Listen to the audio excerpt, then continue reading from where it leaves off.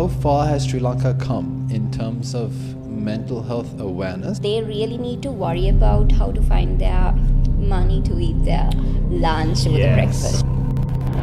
Would you say that guys are more privy to these issues, where suicide's a big thing, or is it the ladies? 3,500 people dying by suicide.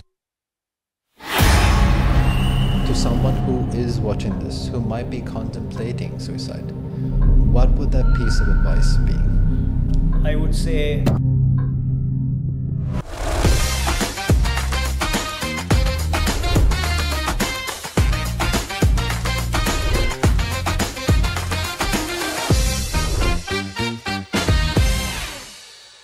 hello everyone, welcome to another episode of That's So Bro.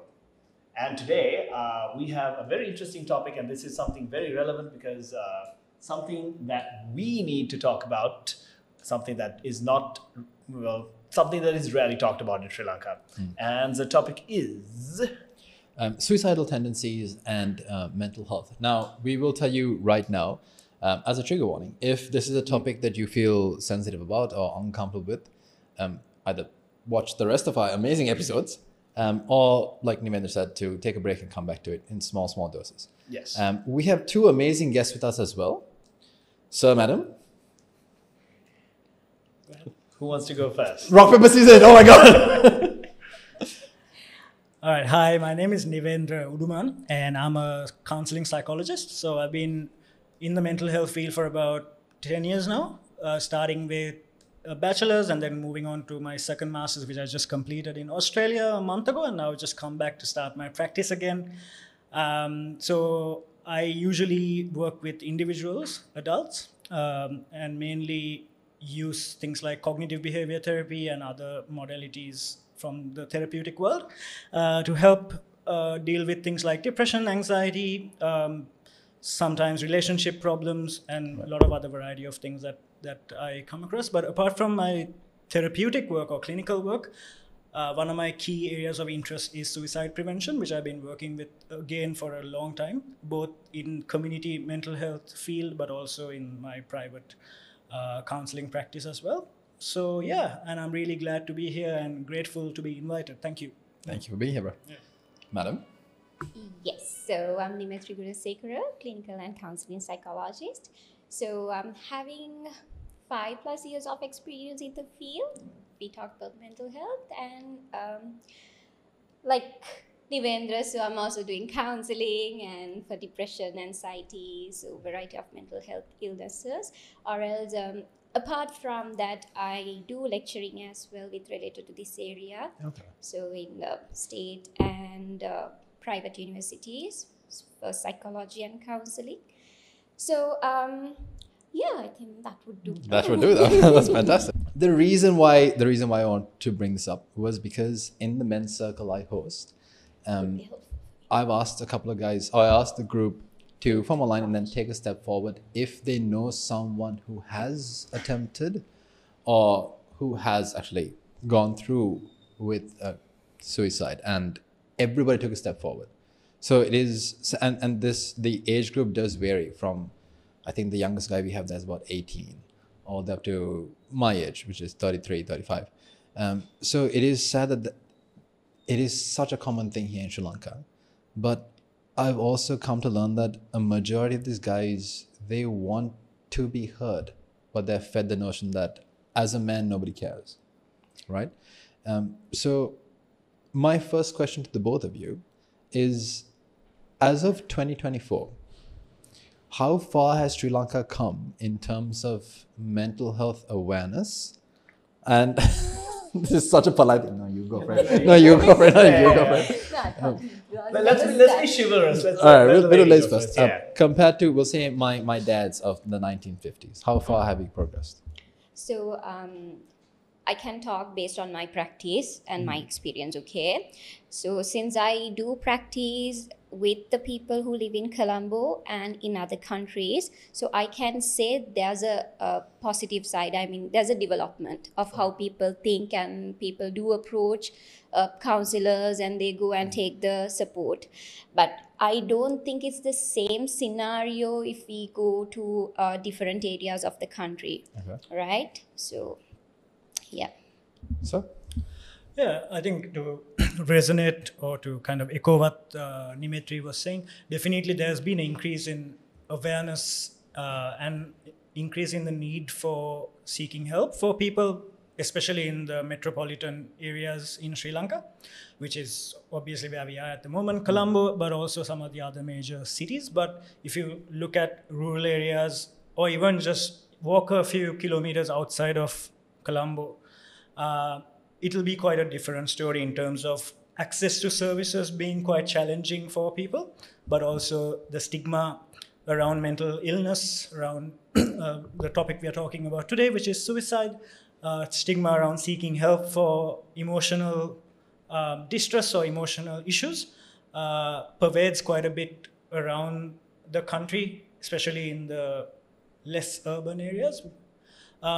So there's a disparity between what we might see in Colombo and what we might see outside. Yeah, that's also a common trend that we see. Like the further out from, I mean, we say Colombo, but I'm hoping that the other urbanized areas are also improving in that area, in that sort of aspect. But as soon as we go out of Colombo, there's this notion of mental health, or being aware of what your mental health is, especially for the men, is not really required. It's just one of those things, you don't need to deal with that. It's just, you're a man, figure it out. You gotta figure your stuff out by yourself.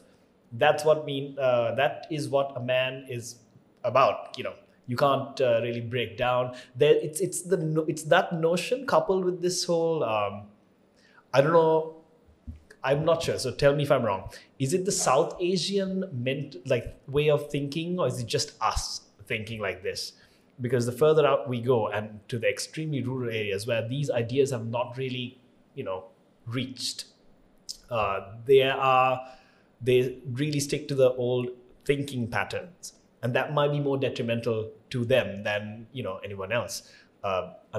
I'm sure you see that too, but is there an improvement on that side compared to a few years ago from that area, as per your experience?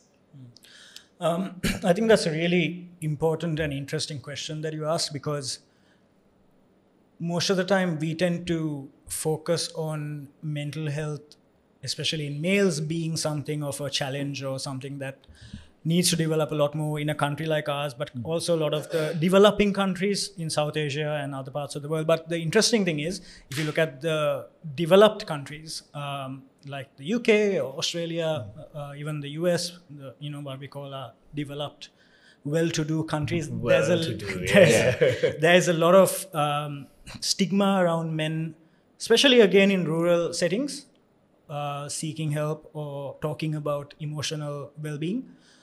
So I think it's important not to limit it to just South Asia or Sri Lanka. Right. I think it's almost a global thing where men struggle due to stereotypes, due to gender, especially gender stereotypes that exist around what you said earlier about kind of toughening it up, having your chin up, sucking it all up, manning up, all those words that we use. Coupled with social norms or expectations that men tend to take on themselves.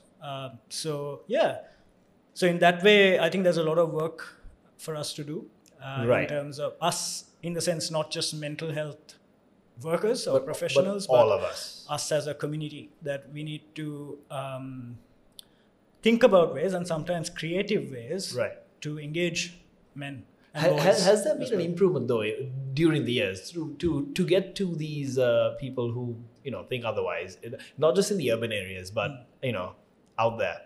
Has there been an improvement by any chance that you know? Yes, actually there is, because now even if we take the projects that some banks or other people doing, so they now tend to go to rural areas and do mental health awareness programs, right? So then they get the awareness. But I think in other areas, so they really need to worry about how to find their money to eat their lunch or the breakfast, right? So in a situation like that, they can't really think about, okay, I have a mental health problem, you know? So that's the main reason we have seen. And since we discuss about the masculinity and all of these issues men are having, I think it needs to start with the parenting, right? That's very interesting. Because now normally what we have seen for kids, boys, parents are giving cars, guns, you know, all of these things where you can really... I want to parent like this too. But yeah, okay, cool.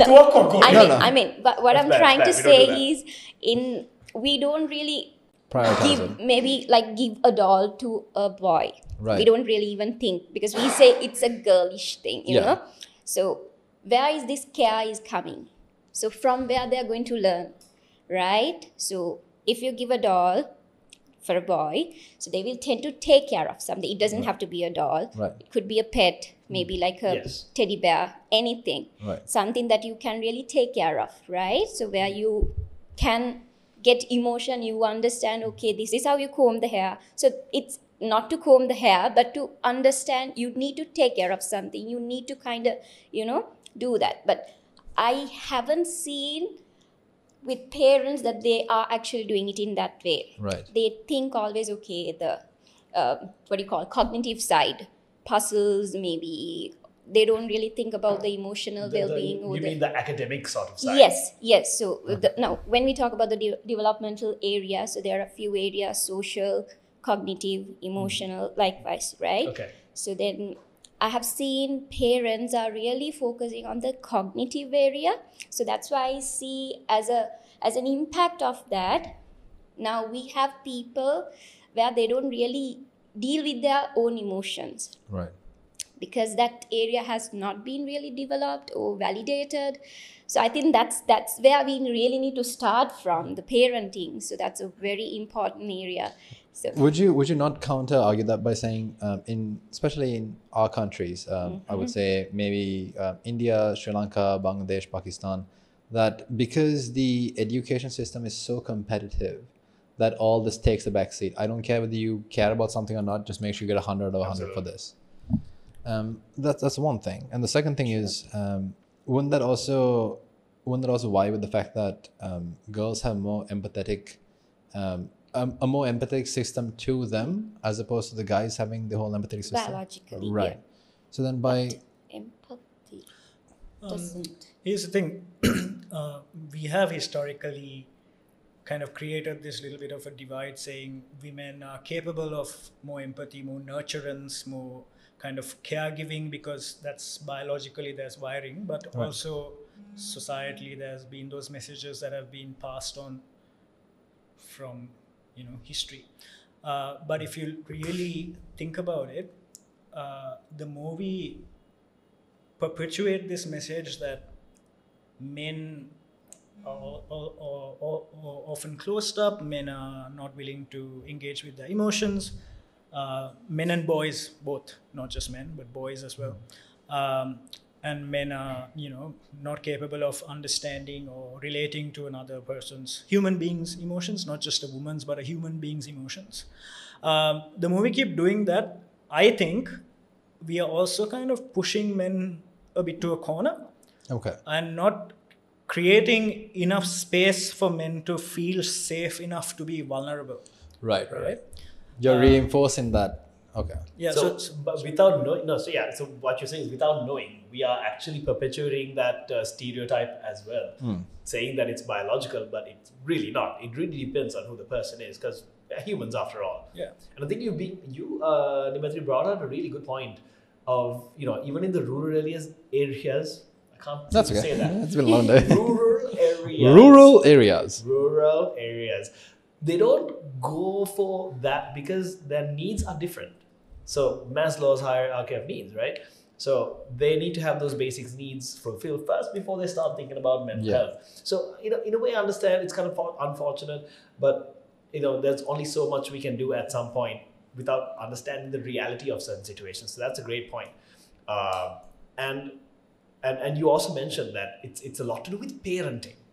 Now, that is something that I think we were also trying to think about, because when we were growing up, our generation, or rather our parents' generation, were not the kind to say, all right, your mental health is also important. They were the kind of what I was saying. Hey, you better become a doctor, engineer, something like this, do your studies well, go to university, pass your exams well, and then you can get a good job.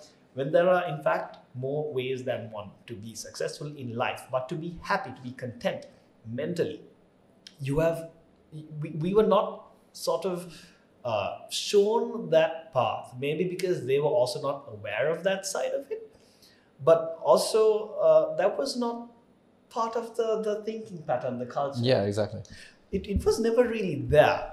So, I mean, how can we, because we're now the next generation, when we are parenting our kids, what are some things that we can actually look towards to creating that space for our child? Right. So now when you talk about parenting, it's a huge area. Right. But like I said, so there are a few areas that we can really segregate parenting into. I mean, in the child development. So social, cognitive, and what do you call the other two? Social, emotional. Yeah, emotional, and there's another one I really can't remember.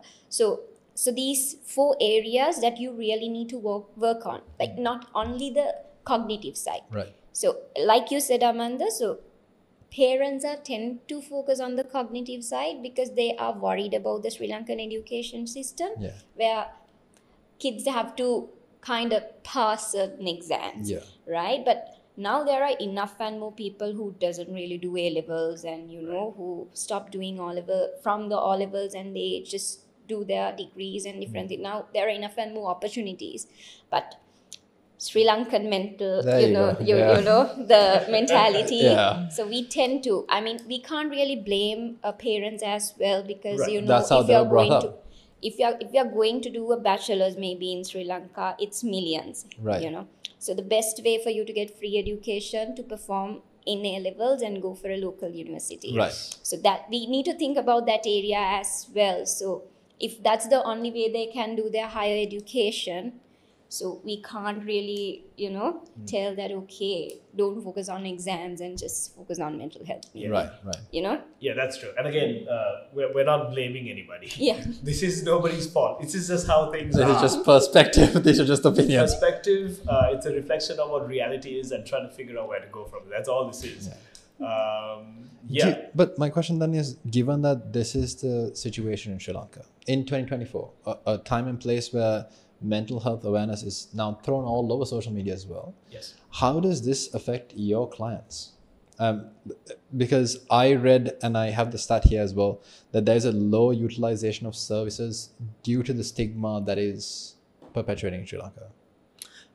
That's not wrong. That's pretty accurate. But again, it depends on context. It depends on demographics as to what kind of a social strata or strata person might belong to, the economic status, cultural background, a lot of those things, and also their geographical location, wherever they are.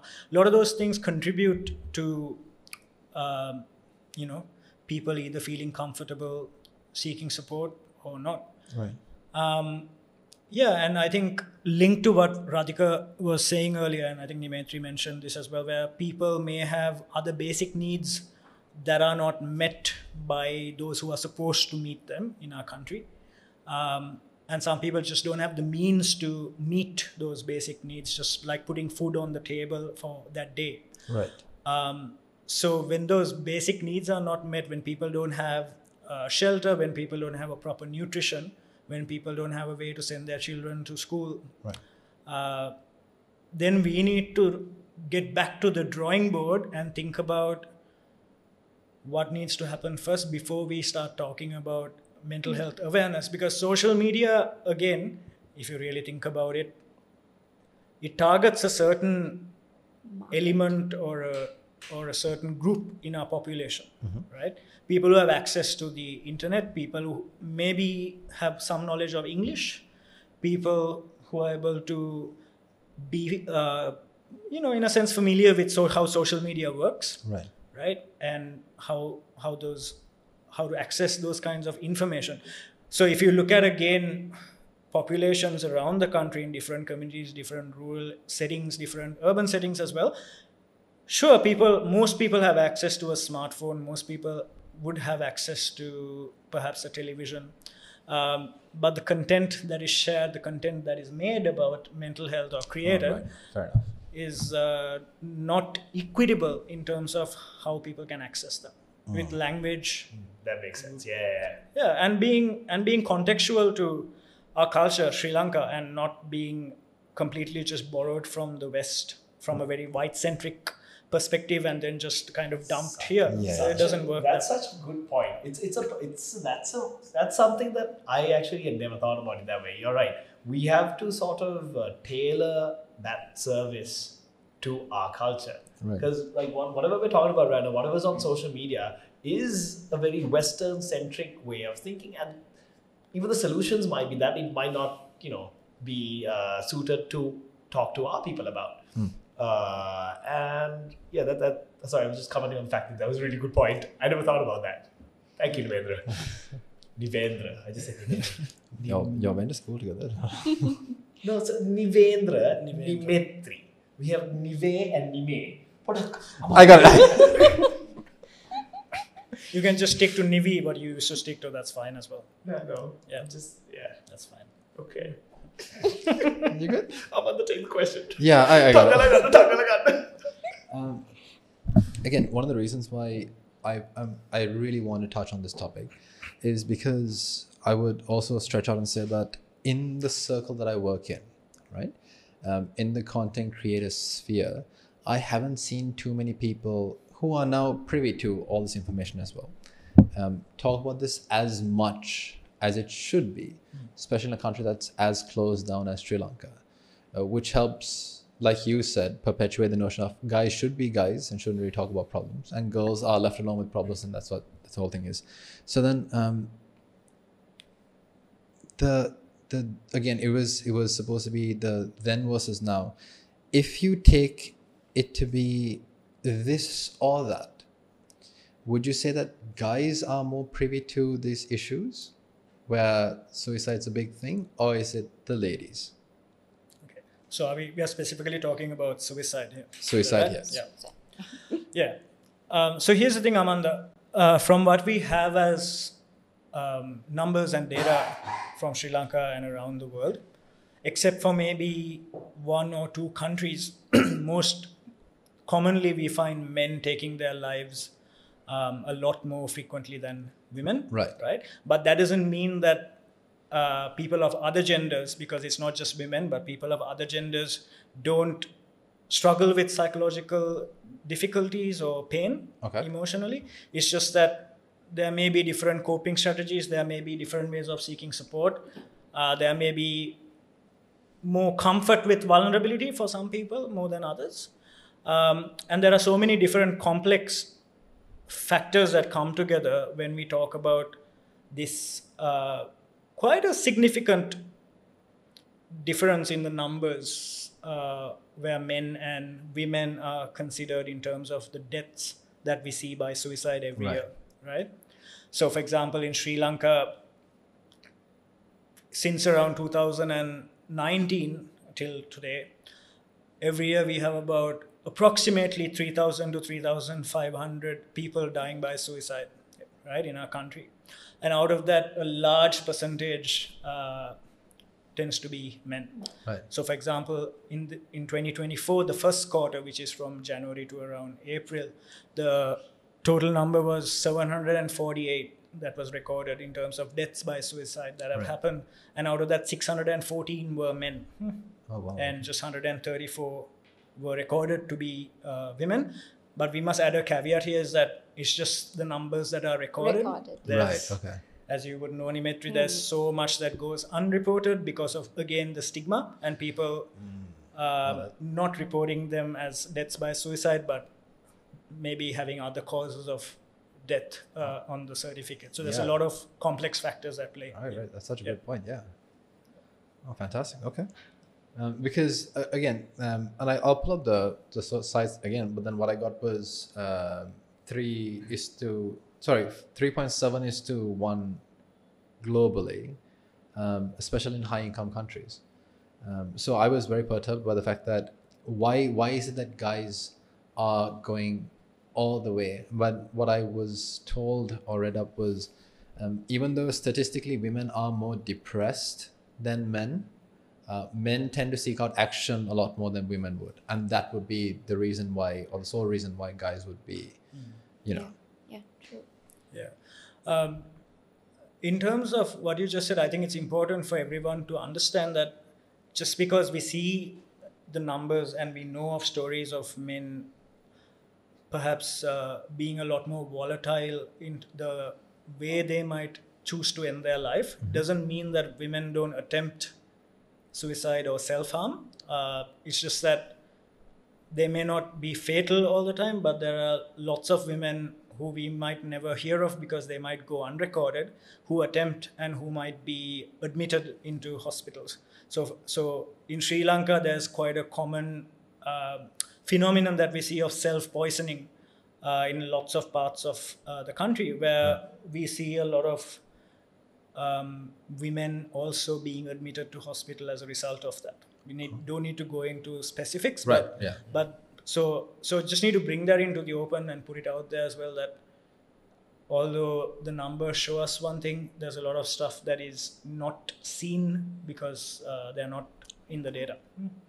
And do you think that this is not in the data because it is, again, not only is it stigma, but then it's seen as a really, if it was my child who did it, then it's bad on me as a parent, so I'd much rather say something. Yeah, it's like, okay, right. We don't want to do that. It's another question. Some maybe part of the reason that the numbers are not exactly accurate is maybe sometimes we don't really spot that in other people. I mean, classic example, the one I know, Robin Williams, one of the most hilarious people on earth. Right. He was thought to have had suicidal thoughts, and that's what happened in the end. So, I mean, you really don't know who is dealing with these kind of thoughts. Is there a way that, I mean, okay, two parts. Uno. A. Uno A. How do you actually understand if a person is going through this? Because it's very tough. You really don't know. And two, how can you as friends or even parents try to help the person? I mean, you can't just go and say, here, it's okay, don't do it. That stuff, it never go to your homework now. Go to your homework, it's fine. Right. I mean, I'm being very, very sarcastic here. I mean, obviously people won't say it like that, but trying to say it's fine and sort of, put down their problems is also not a and I'll add to his thing. Nowadays, everybody jokes about the fact that, oh my God, my work sucks, I'm going to kill myself. Right? How do you spot the actual ones? What are the actual telltale signs as opposed to somebody who's just having a bad day at work? So 3 parts now. Still a part A. Right. So when you talk about suicide, so you can pick these things if you really know the person, I would say. Okay. Right? Out of nowhere, now say that I'm talking to you within 2-3 minutes, unless you really show that or maybe say something related to that area, you wouldn't really know. I might be, laughing and staying here. Maybe I'm having a suicidal thought right now. Even me, right? It doesn't have to be like, even though we are mental health professionals, it doesn't mean that we don't really get depressed or suicidal thoughts. Maybe we also can get that. Okay, so that is not something to be ashamed of or, be upset about, because anybody can get that. Right? So maybe certain phrases that we can pick, like, I really don't want to wake up in the morning. Right? Right. Things like that. And if someone is suddenly changing their, maybe the routine or what they really, say, imagine Amanda is gymming all the time. Yeah. Yeah. Now suddenly, imagine he's stopping these things and trying to change his ways and how to do these things and everything. He's just giving up on these things, right? It could be a reason. It happens maybe because he's having these suicidal thoughts, or maybe he's kind of giving up on the life that So a potential sign. Yes, they don't really have a hope Right. about the future. So there are many ways that we can actually pick it.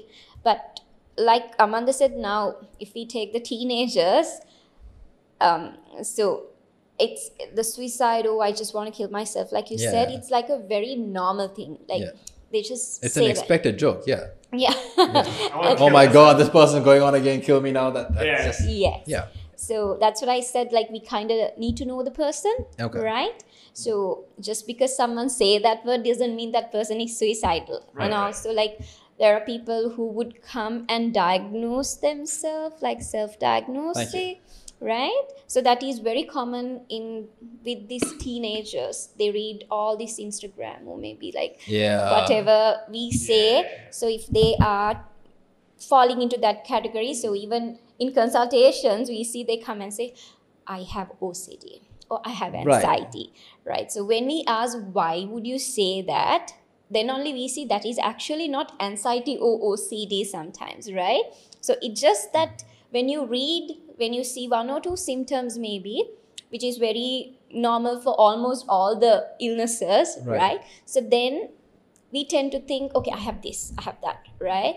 So these things also could lead to suicide, right? So, I mean, Nivendra should be able to add more because he's more into this suicide prevention area. Before Nivendra adds some more, can I get you another glass of water, bro? Rash, can you get me another glass of water, pal?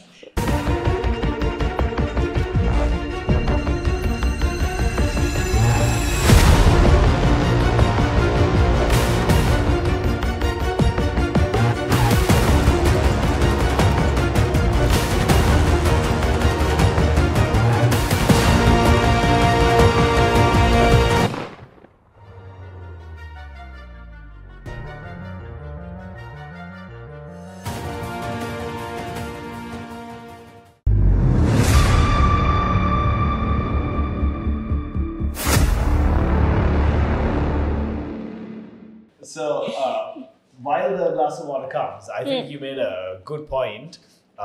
Just because you read it online, it doesn't mean it's true. I know a lot of people who read something, this has to be true. It's on Google. Google knows everything.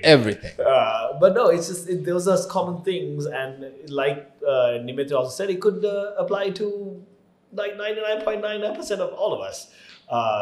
The best way to know, if you are curious to know, if you want to deep dive into what your mental state is, reading up is all fine. It's great. But don't go to diagnose yourself on something you may not know. And the best way to do that, to kind of get help, is to go see a professional. Go see a professional. That is why these professionals are there. So, point to be taken. I would like to really add something. Personally, I would say don't go behind the diagnosis. Scrap everything you just said. Don't read about it. No, you can get yourself. You can read up, you can get yourself educated, but you see, if you're really, as an example, okay, we are just using the names clinically, but not to categorize people who do anything as such. But there are certain names we have to use in order for other people to kind of get an idea, you know. So let's say now I'm having anxiety, right? So with the time and with what I'm doing and everything, this could change.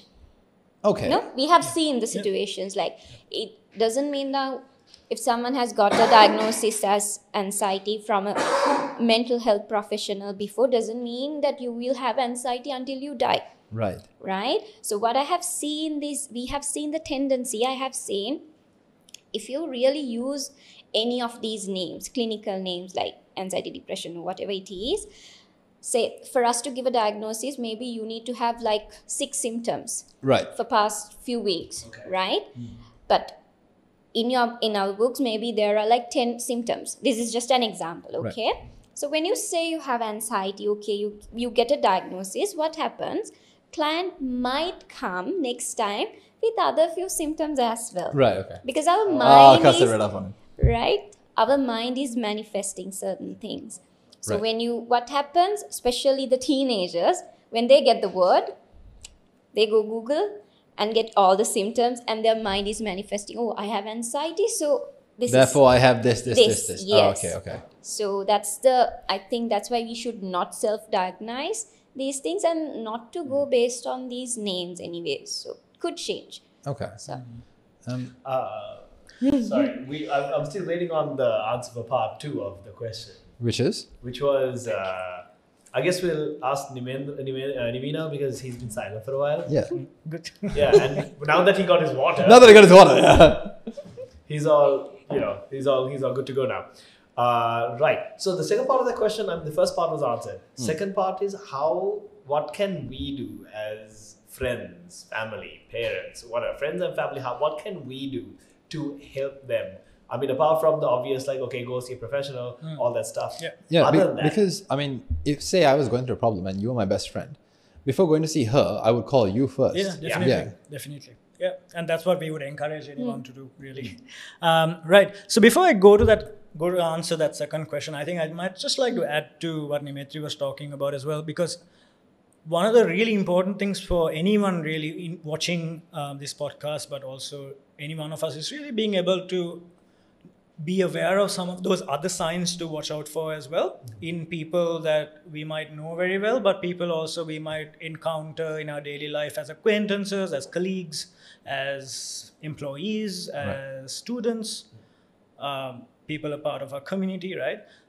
So definitely what Nimetri was talking about in terms of verbally what you might hear people saying, because a lot of the time we tend to get indirect or coded messages from people around what they might be thinking. Now, for example, direct ways, some people might say that we must watch for things like, I just want to, simple, I want to die, or I just want to end it all, or I really can't live anymore, this is just too painful, or I've had enough. But there are lots of those indirect coded warning signs that we need to look out for. Like, for example, people might say something, I just want to go home. Oh, Right. Okay. Or, even something as simple as that. yeah, there was someone I spoke to a couple of days ago who told me in Sinhala, he said, because his father had died when he was quite young, he said, "Mata mage තාත්තා ළඟට යන්න ඕනේ." Right? Oh, okay. So, or people may say, I feel I've had enough of this, I just want to disappear. Or, I just don't want to wake up. Like you said, the following, a lot of people tend to say things like that. So it's really important for anyone really to look out for those messages that might get hidden in our day-to-day communications. Right? And Amanda, what you said about some people kind of joking about it and saying, I've just had a really tough day at work. The thing is, my personal perspective and from experience also is that when we tend to categorize in our mind that some people joke about it and other people don't, we might miss out on people who are actually at risk because we may not see the pain inside that laughter and that joke. Like you talked about Robin Williams earlier. There are countless other people, right, amongst us as well, where people say, I didn't see it coming. Right. But the thing is, behind those jokes, behind those smiles, if people are talking about it, it's not our business as people to analyze it and ask whether is this for real or are they just messing around or are they trivializing it. But the message I want to give anyone listening to this podcast is you need to take anything anyone says really seriously. Okay. Right? Because we never know inside what the real story is for that person. Right? It's like if you take 2 apples, right? And you, without anyone saying, you dash one apple on the floor and it gets... mushy. Yeah, right. But you don't see that from the outside. Inside, it gets discolored, right? Yeah. But only when you cut the apple, you see one apple is nice and fresh, the other one is discolored. See, we are like that as as well. As human beings, I might look at you or Radhika, or you might look at me. You're not going to be able to see what's happening for me inside unless I express it. Right. So for parents, for teachers, sometimes we tend to make a bit of a mockery out of this because we can't deal with the discomfort of sitting and listening to someone, or we can't deal with the discomfort or that sense of sometimes fear or anxiety that comes up around if someone says something like that. What do we do, right? So we sometimes tend to laugh it out or laugh it off, for that matter, because it's easier for us to deal with it and not have to really sit down and deal with the other person's pain, right? Because at the root of suicide or self-harm most often is really intolerable pain a person is in, right? So that's really important to think about. So in terms of other warning signs, some of those other really important ones are people often tend to put their affairs in order before they end their life, if they have planned to. I've heard that too. Right? Like, yeah. So in Sri Lanka, there are countless stories of people selling their land, people giving away their property, people sorting out their will prematurely. So those are things to watch out for. And then if they're showing signs of... Settling loans. Yeah, exactly. Settling loans, writing things off to Yes. children prematurely, right?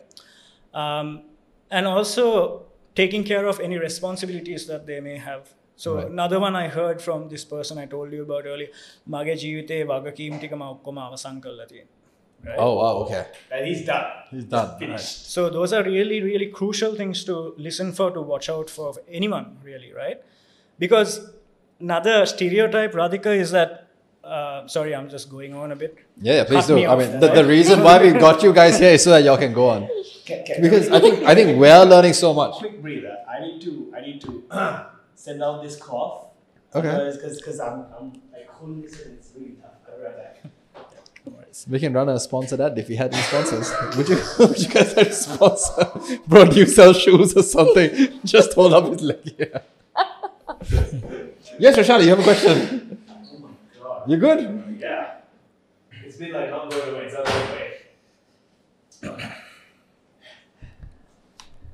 Sorry, guys. There's 2 minute break from our fact check. Yes, miss. She said she will text you. Oh, okay. It's on flight mode. No, it's not actually. Wow. Please continue. Sorry, yes. Sorry, I lost my train of thought. Bloody Radhika and his bloody cough. It's my cough. It's my cough. It's my cough. So what no, you were talking- saying, like, we have to take everyone like kind of Seriously. seriously, Yeah. and yeah. And you know, people settling their matters before they're done. Yeah, so The signs. so those are some signs to look out for. But apart from that, there are other things as well. For example, when it comes to religion and faith, so sometimes when people are contemplating suicide or thinking about wanting to end their life, some people tend to go towards religion if they haven't really been religious or spiritual, because for some people, it's this feeling of or belief that they're going to God when they do die, right? Whereas for other people who have been really close to their religious or faith communities, they tend to distance themselves away from them because there's guilt involved. Right. Because in most religions, suicide is seen as sin. something that is not really encouraged as a sin, right? So some people may distance themselves. That's also really important to look out for. And then, of course, stockpiling of things that they could perhaps use to harm themselves is one thing that we need to look out for as well, which tends to happen, especially without going into too much of detail, but there are instances where people may use a prescription a doctor has given and they may stockpile over a period of time. So those kind of things tend to happen, which we need to look out for as well. Social media is another thing. A lot of people do post. It could be subtle, it could be pictures, it could be poems, it could be little status messages that they put up on their WhatsApp status or on Facebook that could be an indicator, right? Because what we know is a lot of the time, not always, but a lot of the time, people who are contemplating ending their lives, who have planned to end their lives, give out those warning signs or hints verbally and non-verbally in the weeks preceding their attempt, right? So just want to put that out there as well for people to look out for. And again, one really important thing before I stop talking No. Keep going, man. is in Sri Lanka especially, we found this where alcohol has a really big, significant relationship with suicide. Right. and self-harm in our country. So you might know this, that Sri Lanka is has one of the highest consumption rates of alcohol in the world, right? We be drunk. Yeah. Yikes. And when it comes to deaths by suicide, in a lot of the autopsies that are conducted after someone dies in the hospital, most of the time alcohol is found in their bodies, especially in men, right? Alcohol is found in their body because what alcohol really does is, see, we all have this life-preserving instinct in us that we want to somehow live even though it's really painful. We find ways to live. We sometimes delay action that we want to take because there's an instinct that we just need to live. But what happens is when we consume alcohol or other substances that limit our ability to think rationally, it reduces that or disintegrates that barrier between the thoughts that we are having, the plans that we have, and the final action. Right. So those instincts to survive, to keep on living are subdued. Yeah, and those inhibitions drop and impulsivity increases, which means that even though the intention may not always be to end your life, but it might just be for some people to release the pain that they're in, which is why some people engage in self-harm. But that could easily turn into even an accidental death because alcohol really does cause a lot of impulsivity. Yes. So that's something to look out for as well. So yeah, there are lots more warning signs. If we go into all of that, it'll take a lot of time. So I'll stop here. No, So mainly it's like a behavioral change that you can observe this. Yeah. So once you do observe it, so if I observe something like, Amanda suddenly not going to the gym and doing all those squats that he did this morning, am I not loud enough? For once, you're not. Oh my God. Are you okay? Are you going to something? Okay. I've Go for been it. fine. That's what you're going through. Right? So if I do find out that Amanda is not going to the gym anymore, and then I suddenly realize, okay, something's not right. What is it that I can do to help my friend? Yeah. So now we know the signs. Yeah. What should I say? So you can probably talk to him, Yeah, but so I talk to him. Yeah. He says, no, he bro, opens I'm up fine. to me. Yeah. All he does, he's like, no, I'm fine. I'm all good. It's great. I'm always okay. Yeah. So what if it's a person who doesn't open up? I mean, how do you make sure that this person is safe? Right. So if the person is not really opening up, so that means we might not have used the right method to open them up. Could be. Okay. Right? That could be one reason as well. Right. So if that's the case, maybe we can just share one of our examples, or maybe, okay, you know what, this happened to me. Okay. Right? Kind of give them indirect message, okay, this is, something could happen. Right. I have also kind of gone through this. So maybe some people might open up after kind of getting into their level, right? Saying if you think it's a suicidal thought or something is actually going on. If you really know if it's suicidal, you can directly ask whether you have a suicidal thought. And there's no harm in it. Right. Because I think a lot of people think it's bad to ask this question.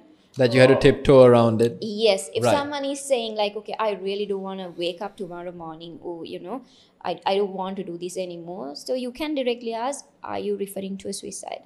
Or are you trying to take your life? You can ask it. There's no harm in it. Okay. So that question would be enough to open them up. Maybe Right. some people might start crying after asking that question. Yes. They're waiting to put that pressure out. I think also it's very interesting because in the men's circle, and none of them, as far as I know, were, but a lot of them wanted a lot of them want to hear the fact that in whatever they're going through, they weren't alone. So what you said was, I mean, if you can refer to your own issue saying, yeah, bro, so I also went through this, and it's not just you, a lot of people go through it. And there's always a way out of it. We can just talk. Now, when we say that, Yeah, I was about to say because I was going to Gotta be ask. careful. yeah. So when we say that, okay, it's not only you, I also have this problem. We don't really say to give this idea, okay, you don't have to really worry about this. We all are going through that. We don't really normalize it in that way. Right. But we need to do this if we are taking this method in a way that, okay, look here, I have also gone through this, or maybe we have seen this. somewhere, right? So Right. it's okay to talk about it. Okay. And you can open up, you can trust me, something like that. In a way where you don't invalidate that person. Yes, Exactly. correct. Right, right, That's right. the right That's word. the correct word. Yes, Yeah. yes. Right. Okay. Yeah. All right. So Okay. yeah, that I think what Nimetri said is really important. That's one strategy to maybe connect with, especially maybe a friend who might not easily. Open up all the time. But I think what I have found helpful as well in the past, personally, not as a professional, but just with friends, just to be really direct and say, Machang, I've noticed lately that you've not been your usual self. Is something going on, or are you Right. worried about something? You want to have a chat?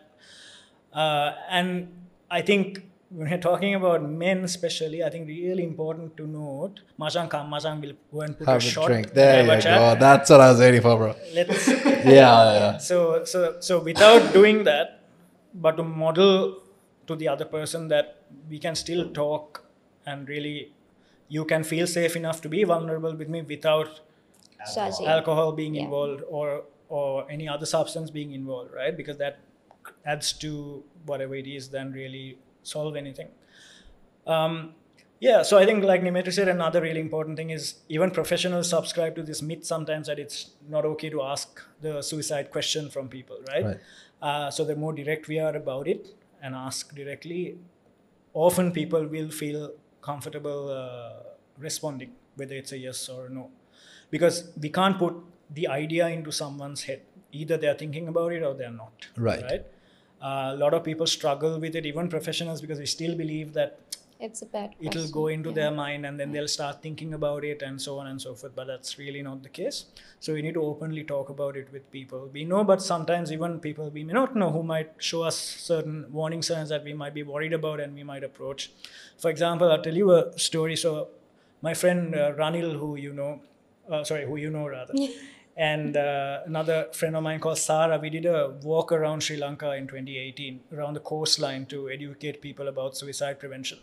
So when we arrived in Buttala, which is in the Uva province, we stopped by a little tambili kade because it was a really hot day, so we wanted to have a tambili.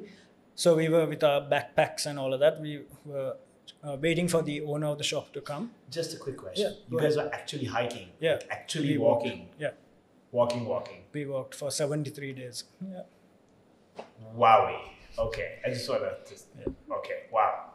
So anyway, we were waiting with our backpacks for the guy to come and offer us tambili, and then he came and he was curious. He asked us, "What are you guys doing? Where are you going?" So we said we are walking for this reason, to educate people and so on. And then without batting an eyelid, he said, "Mahathya matat mehema dang daneno," right? Wow. So sometimes people will just tell you point blank when they know that you're someone is who can available. listen Yeah. and that you're a person who's safe to talk to, who won't judge or invalidate, right? Yeah, so there have been countless lives that have been saved just because someone noticed something and asked, or someone opened up that space for someone else to feel comfortable to share, Right. so yeah, I think we really need that, where people need, as human beings, we need to be seen, we need to be heard Right. as a whole human being, not just as a human being that has a difficulty or a problem or is in pain, because pain or that difficulty is one part of their identity. But as a human being, there are so many different parts to them that make them human. So for us to really sit in front of someone and really let them know that we see them for who they are before we start talking about anything else, Right. and not judging them. So things like, I've had worse problems than you Yeah. have, and see, I'm still here. I don't do stupid things. Right. Yeah. Classic tactic. Yeah. Right. Why are you thinking like that? Aren't you thinking about your parents? How much have they done for you? Oh my god. So those are some of the worst things you can tell someone who is in pain. And right? funnily enough, those are the most common things we hear. Absolutely. Yeah. Yeah. So, Yeah. so when Nivedra said that, I remembered one of my cases. Actually, a client came. So this was a very serious case. Okay, so she was having suicidal thoughts, and like it was in the night. So I had to call one of the psychiatrists that I'm working with and quickly refer her there because she was not okay telling this then and there to the parents. Right. So we can't really do it without the consent as well, because maybe it could get the situation might, it might get worse. Right. So then we did that, and after a while, recently I saw the whole family, so then they really did not have any idea about what's going on, and then they really categorized her in front of me, saying, she's weak, she needs to get herself up, and you can't really work like this, in this society she has to be toughened up. Right. And then I had to say, no, it's not about weaknesses. She cares about everyone else a lot, right? So that's why she doesn't really want to go and talk to the parents as well. Right. Because she's worried that they will also kind of feel upset and sad. They're already stressed. So she doesn't want to put something more on top of that, right? But we read it in a very different way. So the child was actually crying in front of me, but then after a proper discussion, they understood that. And also the mother also kind of opened up, okay, I also have like a situation like this. Oh, wow. Okay. Right? So then it's actually a good session where they actually understood what's going on. Right. So saying those things or categorizing and putting the other person down for opening up, it would be the worst thing, like Nivendra said. It's the most horrible thing that you can do to someone, because that would really invalidate them. It might shut them down where they might not open up again to anyone. Right.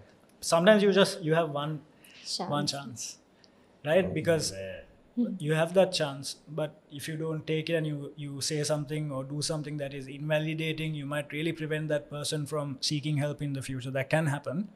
So we need to be really sensitive to understand that suicide doesn't discriminate. Right. All right. Mental health professional, PhD holder, a businessman, person working, CEO, doesn't matter. A fisherman, person working in the paddy fields, a teacher, it doesn't really matter. It affects everyone. Because we are all sitting here, we may not have had direct experience with it, but whether we like it or not, we are affected by it as a community because people around us are losing their lives every day to suicide. We have about 8 to 15 deaths every day in our country. Every day? Yeah, wow. Every day. And as we are doing this podcast, because around the world, every 40 seconds, one person takes their life. So you can imagine in the time we are recording this, how many people are dying. Yeah, it's complex. It's a mix of a lot of things. It's not just what we see in the media, right?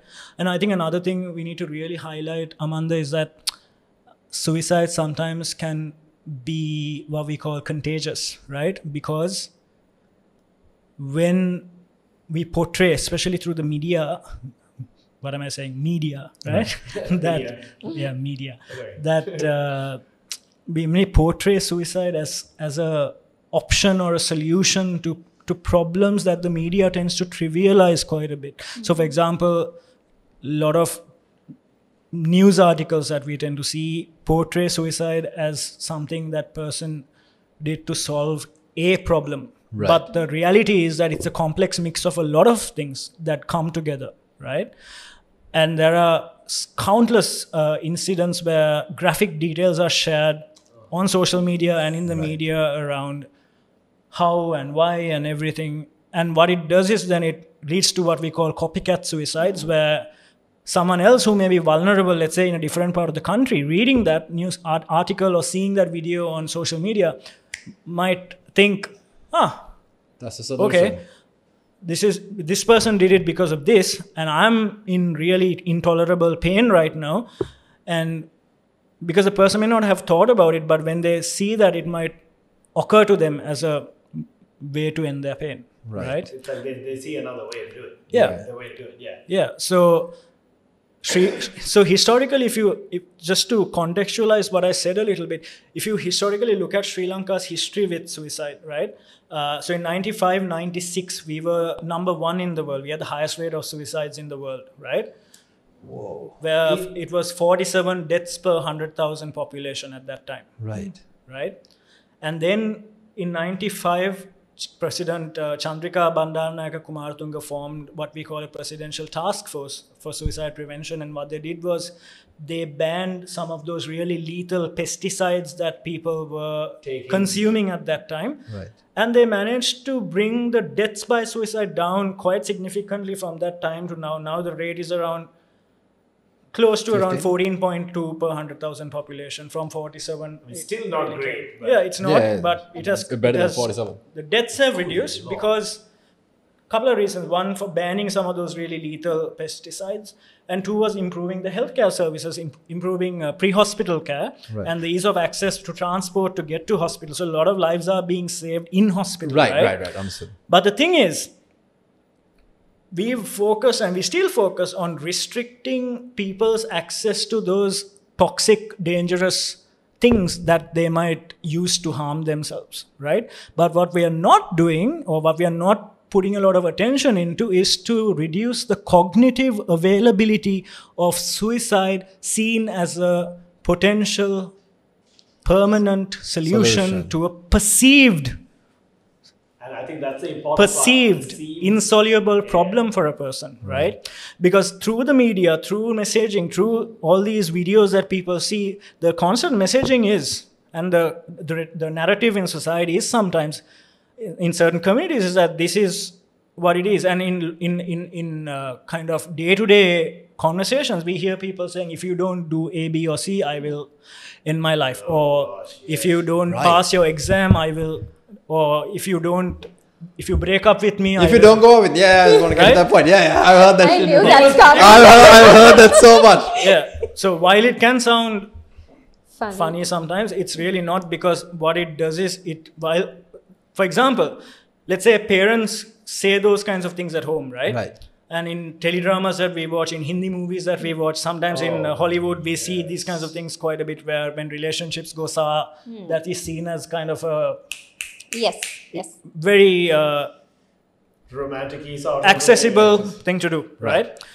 That's because we have created this cognitive availability of this being in our mindset as a way to solve problems. Right. So people listening, parents, media personnel, teachers, That's mainly media. we really need to be conscious about how we talk about suicide and the language that we use. And there are media guidelines that the World Health Organization has put forward on how they should report suicide and mental illness. And But still, it doesn't really. It doesn't work that Yeah. way here. But those are some things that I just wanted to share. Yeah. That's amazing knowledge, by the way. Absolutely. Like most of the stuff I'm sure none of us have heard before, and hopefully our listeners found it really important and informative. Question. Now, this stuff that happens out in the media, we can't really control what they do. right. So what is something that you guys can tell us, people who are watching? Like, this stuff is rampant. You can't just turn a blind eye to it. You will watch it, you will see it, you will hear it. Your friends will share it on a WhatsApp group. Yeah, and then you will somehow come face to face with it at some point in some way. Now, the general sort of answer would be, you know what, whatever you see, whatever you do, take it with a grain of salt. Yeah. Use your brain, use your head. You're an intelligent human being. Use your head, and think of the repercussions. That whole spiel. But is that really the solution? Because if you can't control what you're seeing, how do you control those things coming to you and affecting you? Because, like you said, those things might affect a person who's already vulnerable. Where do you go? How do you what's the, not really the answer, but what's the course of action?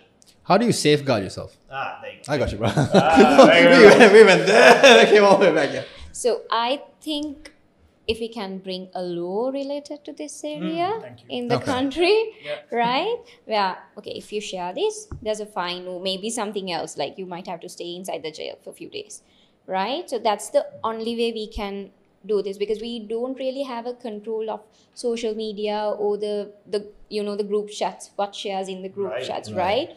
So if we actually can bring a law related to this area, I'm sure we can, that would be a huge step towards Right. this area. Because two. even if you take the kids, school girls or something like that, they suicide because their naked pictures are out. Right. Right. There was an incident also. Yes, so there are situations like that, or maybe someone is kind of blackmailing with certain videos. So it why it's happened in the country, because we don't have a proper law Right. related to that area. So if there's a proper law, and if there's an action, and if the government or someone is creating consequences for that particular action, nobody's gonna do this, no? Right. I mean, that's the only way I think we can, because we can educate, but there are people who would still do certain things, no? Like sharing videos, or maybe like sending those things. So if there's a law, and if they know, okay, this is very serious, that we can't really do it, then I think we can prevent this and kind of bring this number down. That's actually a really good point, because with regards to what happened in New Delhi with the doctor, in that post, one of the top rated comments was, "Where can I watch the video?" How is it top rated? Like all the likes and the thumbs up and everything was for that comment. Where do I get access to this video? Like, I can't. See, this is where we sort of start losing faith in the human mind. Yeah, absolutely. Yeah, and I think another dimension to what Nimetri was talking about is, see, a lot of the times you're talking about nudes, you were talking, and there can be, for example, a young girl, a teenager, or who has attained puberty, menstruating for the first time, who hasn't been taught what menstruation is, right? And or someone who's been raped, or someone who's maybe gotten pregnant out of wedlock, right? All these things that are often frowned upon in our society. I think with all of that, a common thing that we see, which is very closely connected with self-harm and suicide, is shame. Right? The emotion of shame.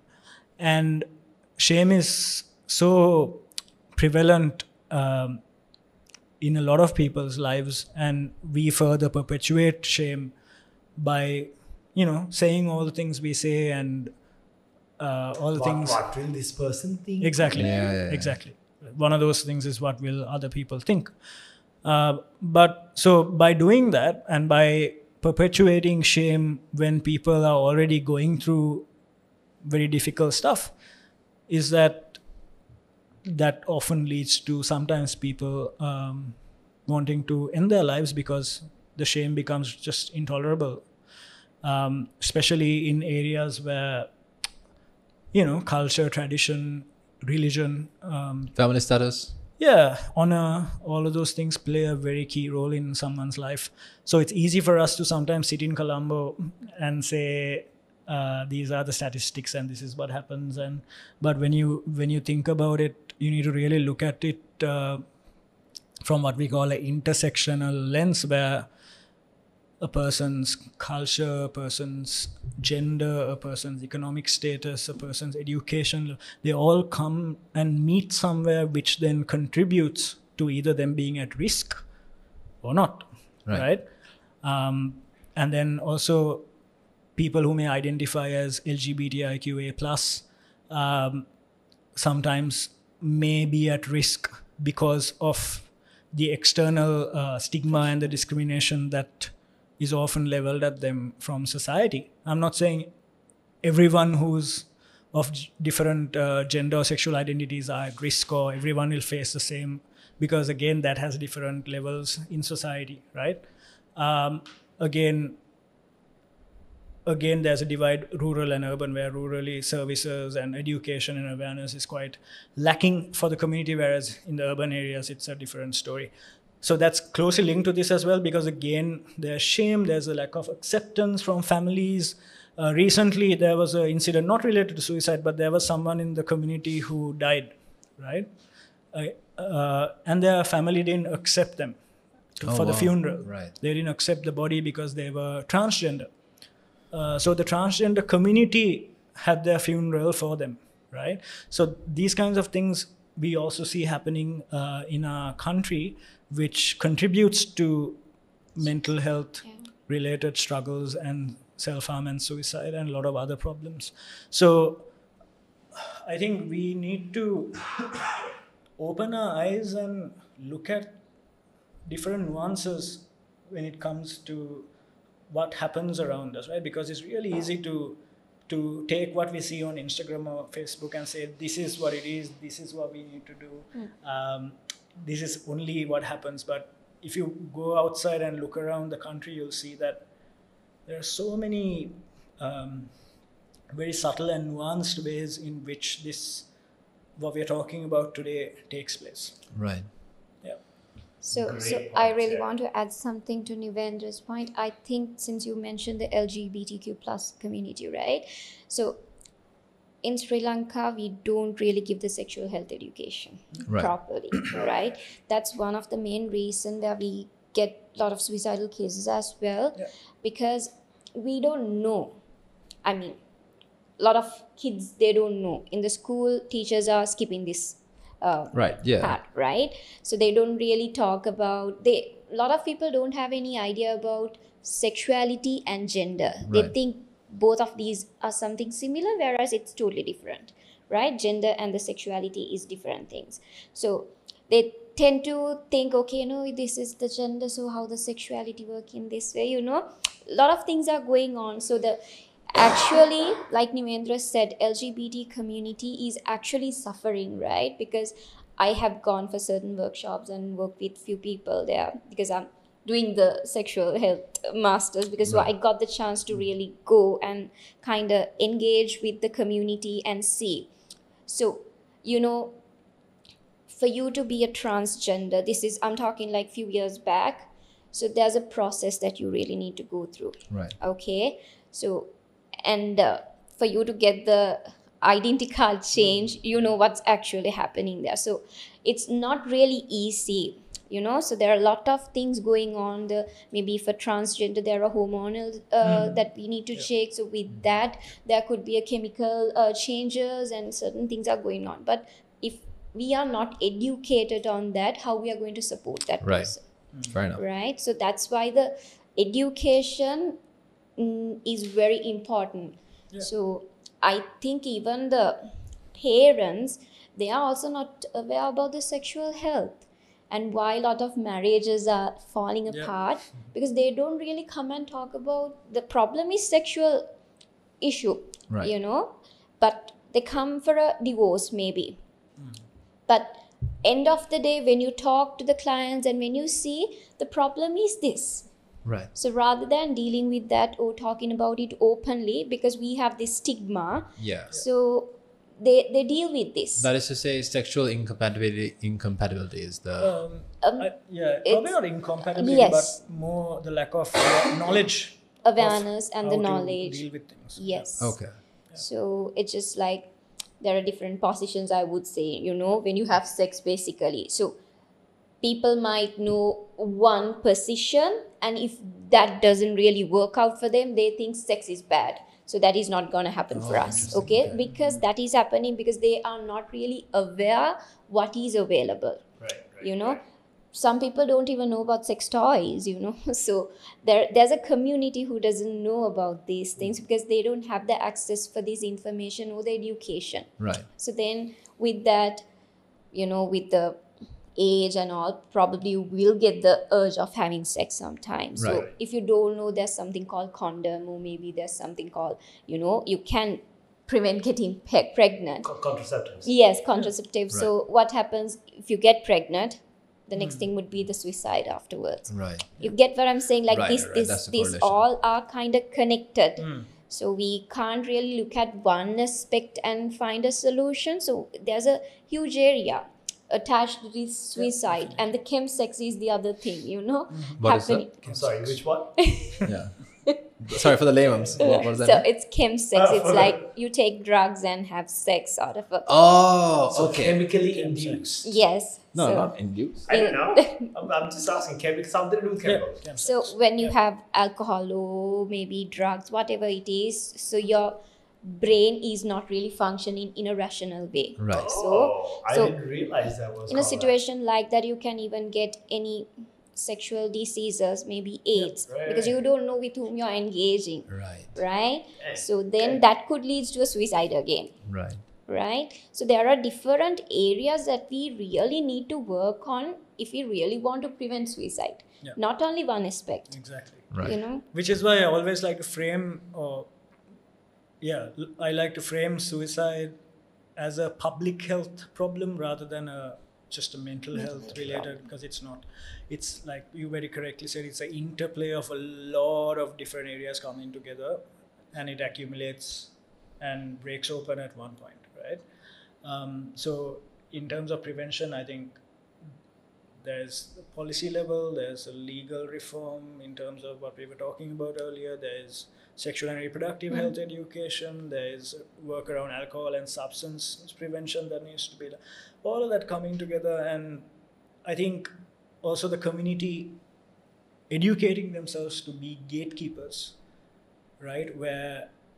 Because we don't have enough professionals, that's a reality, and not everyone's going to access a professional in times of need, but gatekeeper is someone who is educated enough to know those warning signs, to look out for those risk factors, and to start a conversation and be a bridge between a person who's struggling and maybe them receiving some sort of help. And help doesn't always, in my opinion, doesn't always have to be always a medical or a mental health professional. It can be, depending on their preference, it could be someone like a spiritual leader, it could be a principal or a teacher in school that they're close to, it could be a friend. Yeah, it could be your best friend, it could be HR at work, it could be, so it's a broad scope of people who need to take on the responsibility of prevention, and it's not, the onus is not just on professionals or the government, but it's on everyone. The onus is on all of us to act as people who can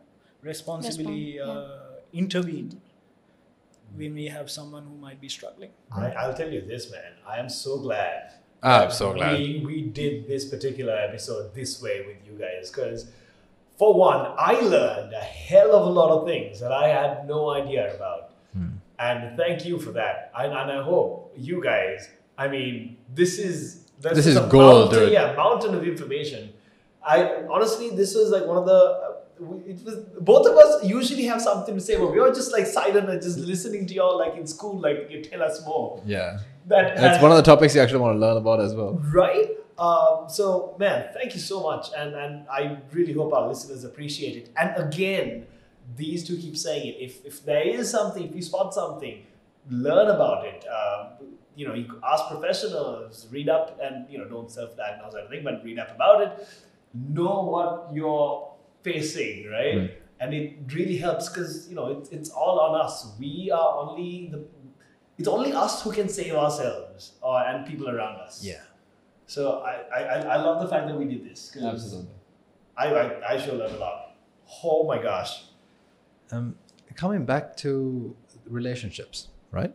I know that, like you guys both said, a relationship or a failing relationship could be one of the main reasons why you might want to just call it quits. Are marital issues a factor influencing suicide rates in men? Or is it both ways? Because, we live in a country where we don't really perpetuate a guy being open with his emotions. So as the man of the family now, taking care of the family is your problem. Make sure the relationship works is your problem. The children's problems are your problem. Your parents' problems are your problem. And that's sometimes a lot to bear. Do you think that's one of the factors? Could be, but I don't think we have facts to confirm that. Like numbers to confirm that, to any documentation to confirm that. There's really no specifics to tell you, but from what we might see in our work and what we see out there, definitely relationship struggles contribute quite significantly to people self-harming and being struggling with suicidality, both in relationships that are, what shall I say, they may not be married, but they may be in a relationship. Whereas some people may be married and may have struggles in their marriage. Some people may be in relationships that are not what we call cisgender heterosexual relationships, but they may be in other relationships. They may be in different kinds of relationships. So we need to be a bit, diverse in terms of how we talk about it. But yeah, definitely. Especially we see in young men and boys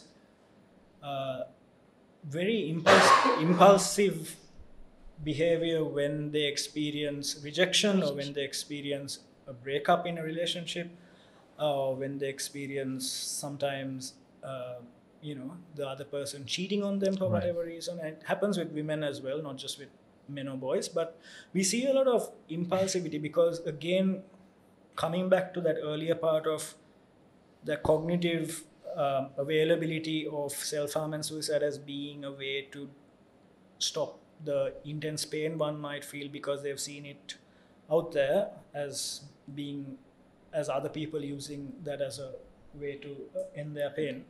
That is one thing, but the other thing is what often happens is in our brains, when we experience intense pain, such as a loss of a relationship, we often lose our ability to access the front of our brain, which we call the thinking brain. To keep it really simple, we won't go into too much of technicality, right? But to keep it simple, this area is behind our eyes, and this front is our thinking brain, where our rational thinking, our decision making, problem solving,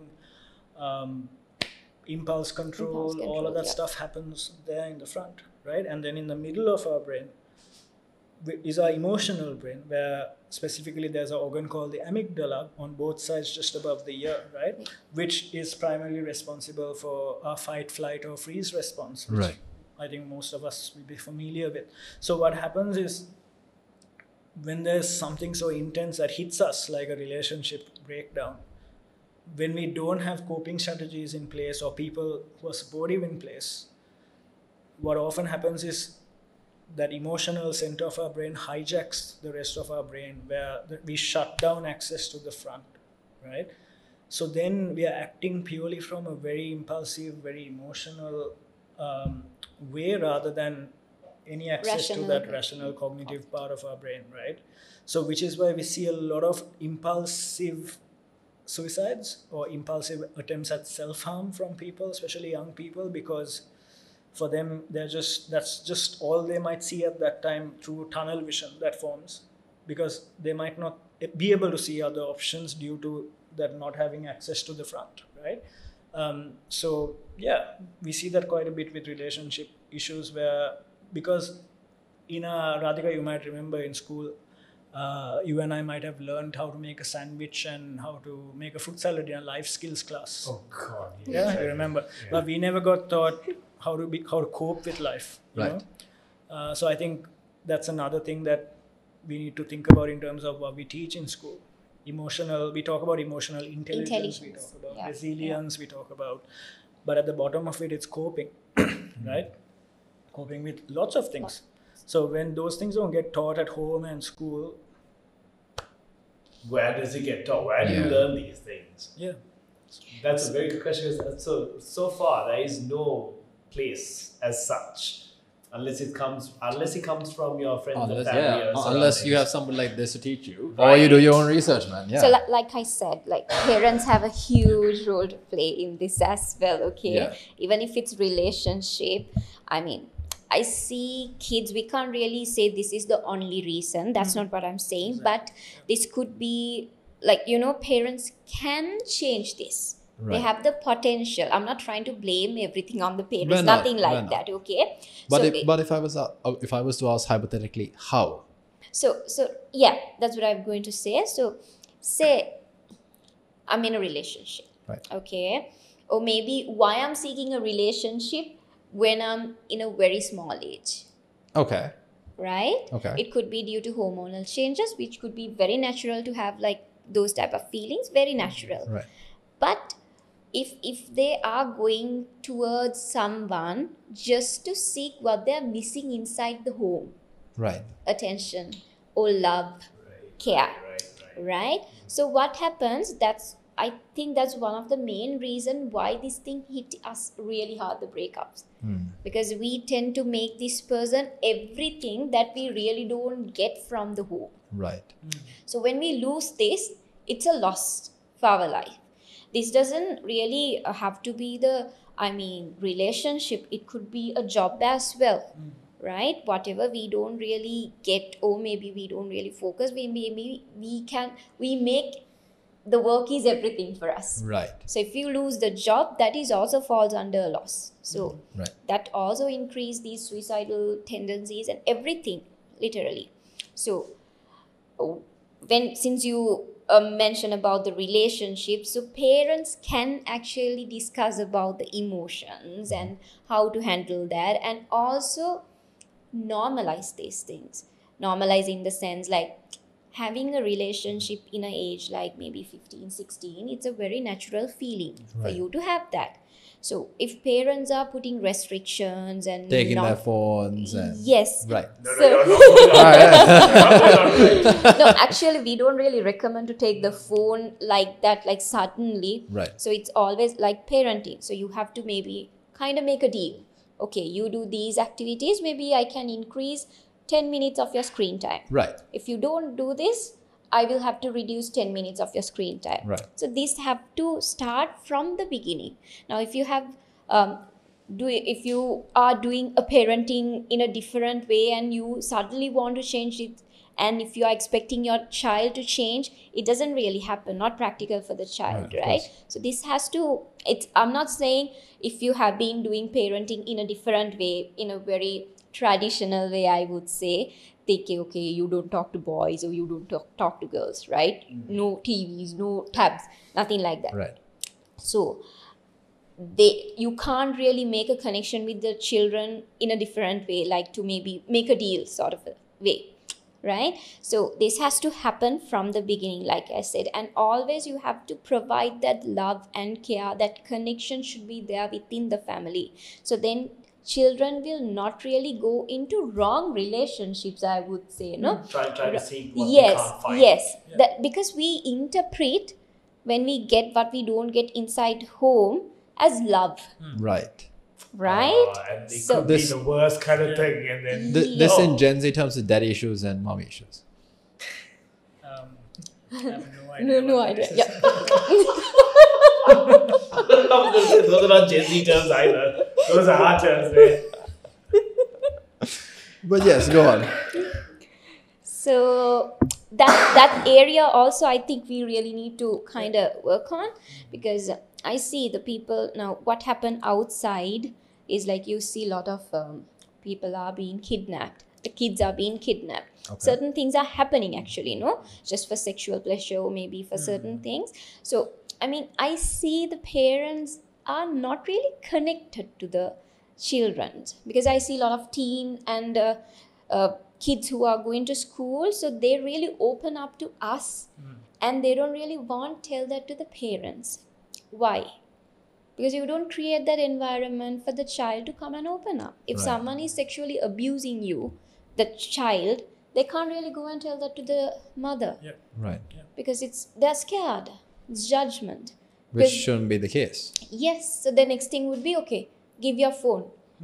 That's the reason Right. for everything, maybe. Yes, Like, we right. don't really handle things in a nice way, Right. right? I mean, in a way that we should handle. So the children, that's the main reason why these kids are not really opening up. Even if it's a So- relationship, even if it's a breakup, if they can come and talk to their mother or the father, Yeah. okay, look here, we broke up. Mother can support. Mother can be there for the, child. But if we haven't created that environment for the child, they will not come. They will try to keep it and maybe leads to suicidal end of the day. So it's like I said, this is connected to like almost everything. So essentially, as good parents, it is the parents' responsibility to sort of create a safe space. What is happening with me today? I'm really low on the volume. So it's the parents' responsibility to create a safe space where the child can come and talk to them, regardless of the issue, without expecting any judgment or ill treatment back, something like that. Essentially. Yes. Yes. Yeah, and I think it's also important to note that there's no parenting manual for people. to Exactly. follow, Yeah. right? Here's what you do when your Yeah. child says this. So each one will have a different context in which they'll operate, right? When parents will have different, I guess, access to different resources based on, again, those socioeconomic constraints or the kind of levels that we have in society. So again, it's not a one-size-fits-all approach that we need to take in terms of how parenting should happen or how education around a lot of these issues that we speak about happens, but it should be contextual. It should be relevant to different communities and how different communities operate, right? So, for example, one parent may have a lot of time to sit down and have a really good conversation with their child after school and ask what happened, did you make friends, did you do this, did you do that? But another parent may not have that luxury because they have to work, right? Right. Yeah. But again, there may be alternative ways that parent can still form a connection with their child, which we need to consider. So there are some set things that we'll often say when asked around parenting, but I think a lot to do with we being sensitive to that parent's context as well and the child's context. Yeah. And I think moving from home, Nimetri, another really important area in the child's life is school. Oh, right? yes, absolutely. And school is a whole plethora of other things that we need to consider. Teachers and the role they play in either promoting good mental health or really being destructive and promoting really bad mental health or poor mental health for children. Teachers, but also peers in terms of bullying, which we see quite rampant now in local and international schools around the country. And apart from that, peer pressure, which is one of those other really important things, especially when it comes to alcohol and substance use, when it comes to unsafe sex, when it comes to pornography, right?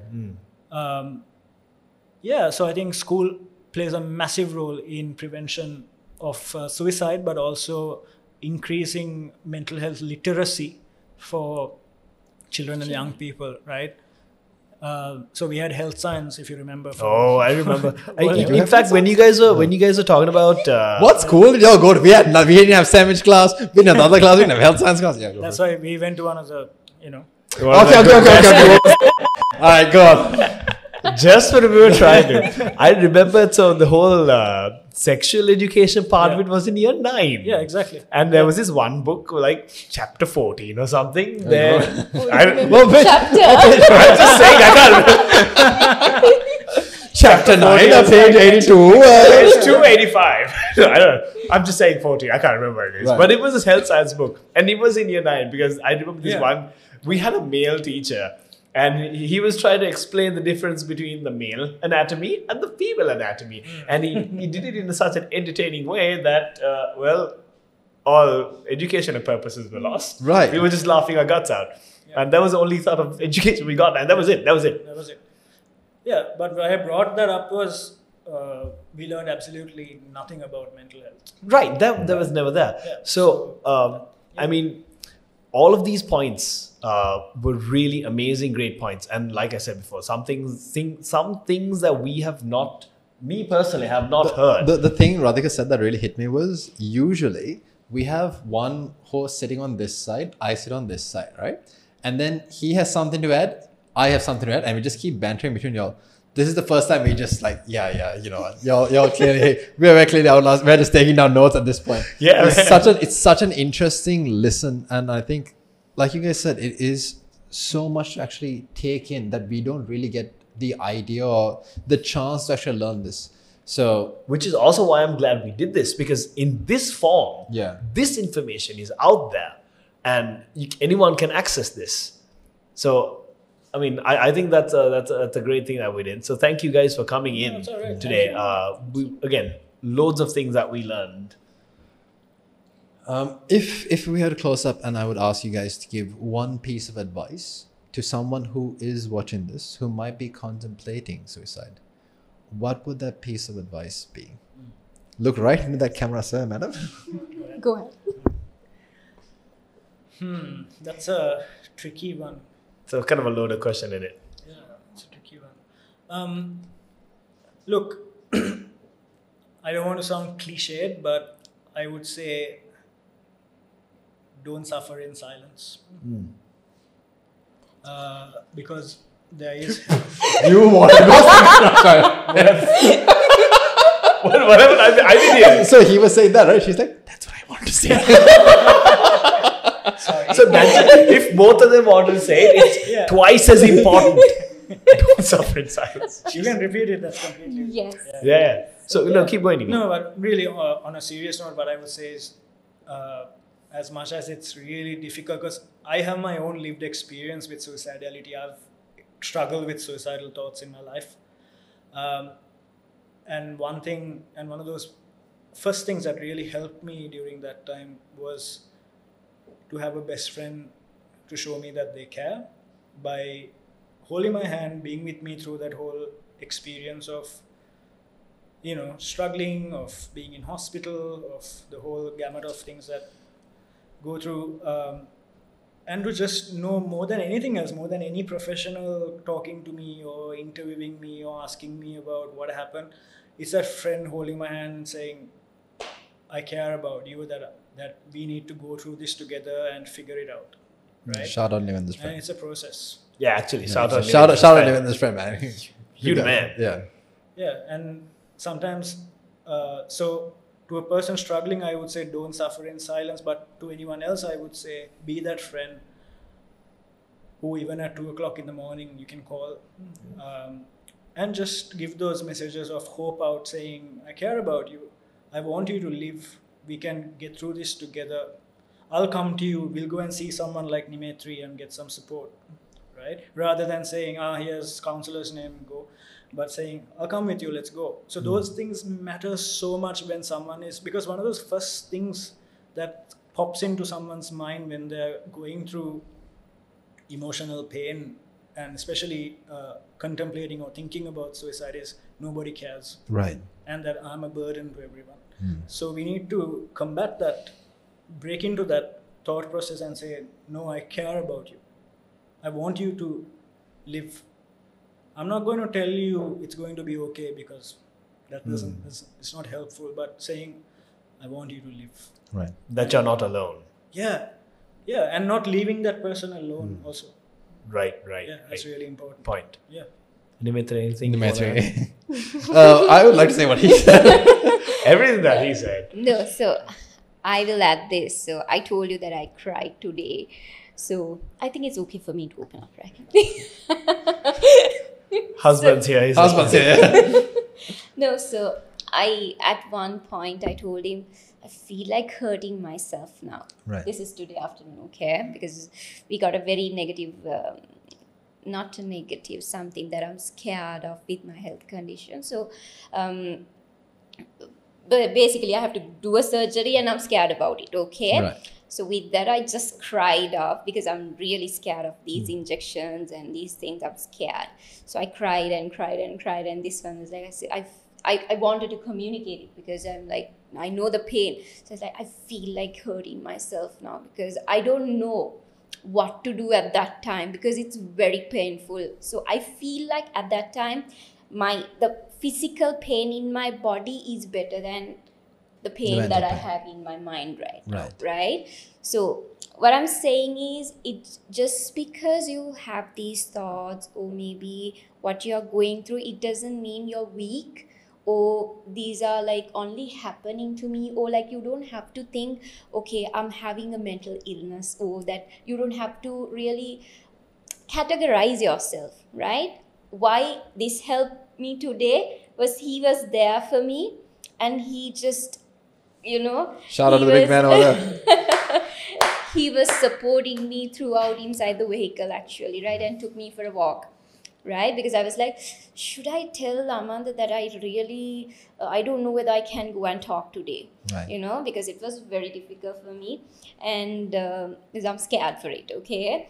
And he was like, no, you go, you can do this, right? I'll be there. Brother, you come to the camera, bro. Macha. Yeah, what a legend. So I'll be there. So what I'm saying is that support is needed in a situation like that. Now, I'm a psychologist. So people might think, oh, they don't really get problems. No, we do go through this. Doesn't matter what is your profession, what you do. So it's important to have a, support system. So have that support system would be the one maybe kind of taking you out of that situation, right? So, I mean, like Nivendra said, speak up, communicate. That itself is a relief. right? Imagine me keeping this throughout the day and doing this session. I will not be really able to keep my head straight and do this because it's bothering me, Yeah. right? So, but I was able to go out and had a walk, had a chai, tea also. So Chai tea really helps. Yeah. Oh, damn, I love chai tea. Absolutely, 100%. Man. so that was helpful. Likewise, it's okay. Yeah. I mean, talk about it and kind of share it with others, which is people will be Because there. yeah, and in the end, all of us are only human. Exactly. Awesome. That's great. Yeah, so like they've been saying, you're not alone. If you have questions, or not questions, but if you have problems, always speak up. There's always someone for you. If There's not, someone who always cares. yeah, there's always someone who cares. Yeah, so I think we're good. My gosh, we got a ton of knowledge, a ton of advice, Yeah. a ton of great things. Thank you. From the bottom of our hearts and Honestly. from this entire franchise, thanks so much for taking the time to actually come, especially when you were going through all that, bro.